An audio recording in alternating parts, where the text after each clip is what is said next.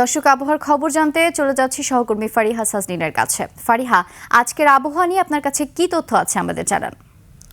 ধন্যবাদ নির্জনা। দর্শক, আজ 25শে ডিসেম্বর 2025 তারিখে দেশের সর্বশেষ আবহাওয়ার তথ্য থেকে আমরা দেখতে পাচ্ছি উচ্চচাপ বলয়ের বর্ধিতাংশ পশ্চিমবঙ্গ এবং তৎসংলগ্ন এলাকায় অবস্থান করছে এবং সেই সাথে মৌসুমের স্বাভাবিক লঘুচাপটি দক্ষিণ বঙ্গোপসাগরে রয়েছে এবং এর একটি বর্ধিতাংশ উত্তর বঙ্গোপসাগর পর্যন্ত বিস্তৃত রয়েছে। আজ দেশের আকাশ আংশিক মেঘলা থাকবে এবং তাপমাত্রা শুষ্ক থাকতে পারে। সেই সাথে দিনের তাপমাত্রা প্রায় অপরিবর্তিত থাকলেও রাতের তাপমাত্রা প্রায় 1 থেকে 2 ডিগ্রি সেলসিয়াস পর্যন্ত কমে যেতে পারে।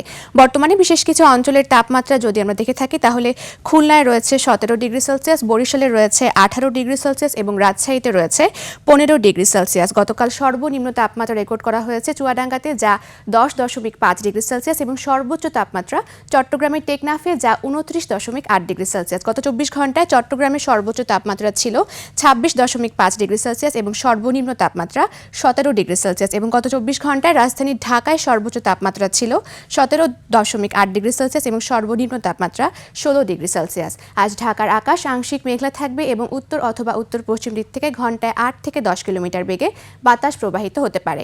আজ সকাল 6টা অনুযায়ী রাজধানী ঢাকার আপেক্ষিক আর্দ্রতা নির্ণয় করা হয়েছে 89% এবং আজ রাজধানী ঢাকায় খানিকটা বেশি শীত পড়তে পারে। সেই সাথে সূর্যাস্ত হবে সন্ধ্যা 5:18 দর্শক, এই ছিল আমাদের আজকের আবহাওয়ার তথ্য। ফিরে যাচ্ছি নির্জনার কাছে। নির্জনা।